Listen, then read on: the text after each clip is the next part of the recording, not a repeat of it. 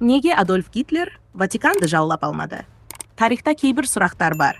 Неге әлемді тізе бүктіргісі келген адам бір ғана кішкентай мемлекетке тиіспеді? Еуропа отқа оранып жатқан кез. Қалалар құлап, армиялар күйреп, миллиондаған адам тағдырын жоғалтып жатты.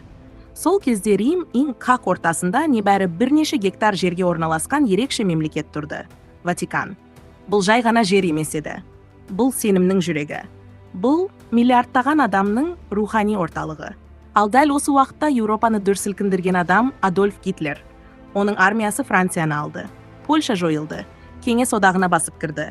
Бірақ Ватиканға келгенде тоқтады. Неге? Бір қарағанда Ватикан оңай олжа. Әскер жоқ, қорғаныс жоқ, территория кішкентай. Бір күнде басып алуға болатын жер. Бірақ мәселе жерде емес еді. Мәселе сенімде еді. Егер Гитлер Ватиканға шабуыл жасаса, бұл тек бір қаланы басып алу емес.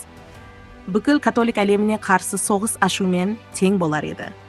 Миллиондаған адамдар оны тек диктатор емес, қасиеттіге қол көтерген жау ретінде көрер еді. Ал оның ең жақын одақтасы Бенито Муссолини басқарып отырған фашистік Италия. Дәл сол католик әлемінің бір бөлігі болатын.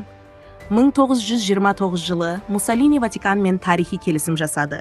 Латеран келісімі, сол арқылы Ватикан тәуелсіз мемлекетке айналды. Егер Гитлер сол келісімді бұзса, бұл тек Ватиканға қарсы емес, өз одақтасына қарсы әрекет болар еді. Бірақ бұл тек саясат емес, бұл имидж. Гитлер онсыз да әлем алдында агрессор ретінде көрінді.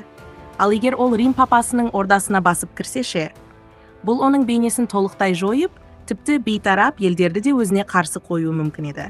Сол кездегі Рим папасы Пий 12. Ол ашық қарсы шықпады, бірақ Ватиканды соғыс отынан алыс ұстауға тырысты. Дегенмен, ең қызығы, Гитлер мүлде әрекетсіз отырды деу қате.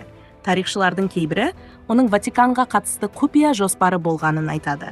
Сол жоспар бойынша, ол папаны тұтқындап, Ватиканды бақылауға алмақ болған.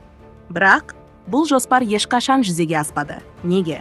Өйткені тәуекел тым үлкен еді. Бұл қадам бүкіл әлемді дүр сілкіндіріп, оның өзіне қарсы жаңа майдан ашуы мүмкін еді. Сол себепті Гитлер бір шешімге келді. Кейде ең үлкен жеңіс соғыспау. Ватикан сол күйі тәуелсіз болып қалды. Оқ пен оттың ортасында тұрғанымен, оған ешбір армия басып кірмеді. Тарих бізге бір нәрсені үйретеді.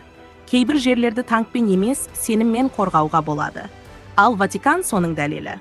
Осындай қызықты тарихи оқиғалар ұнаса, арнаға жазылып, лайк басып, пікір қалдыруды ұмытпаңыз. Сіздің қолдауыңыз келесі видеоларға үлкен шабыт береді.